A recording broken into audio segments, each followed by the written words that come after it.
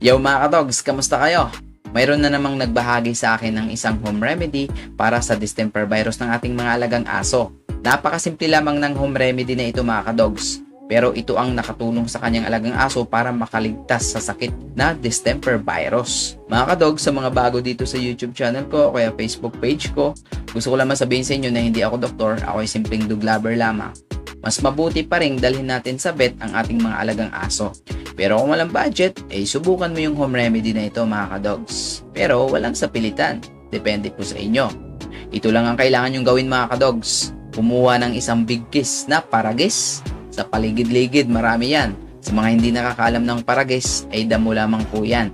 Pero ito ay makakatulong sa ating mga alagang aso mga kadogs. Kapag nakakuha na kayo ng isang big kiss na paragis, hugasan lamang ito ng mabuti at ilagay sa kaldero. Siyempre, lagyan ng 1 litrong tubig at pakuluan lamang ito ng 10 minuto hanggang 15 minuto. At kapag kumulo na, siyempre dapat salain ninyo ng mabuti para malinis ang sabaw ng paragis. At pwede ninyo itong ilagay sa termos. At kapag magpapainom na kayo sa inyong alagang aso, kumuha lamang ng 1 tasa.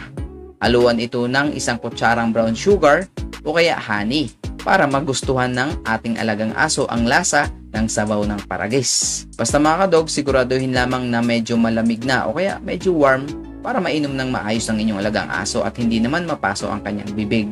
Yung 1 tasa na tinimpla nyo ay ipaubos lamang sa buong araw. At kung hindi nila ito kayang ubusin o kaya ayaw nilang inumin, dapat i-force feed nyo talaga siya.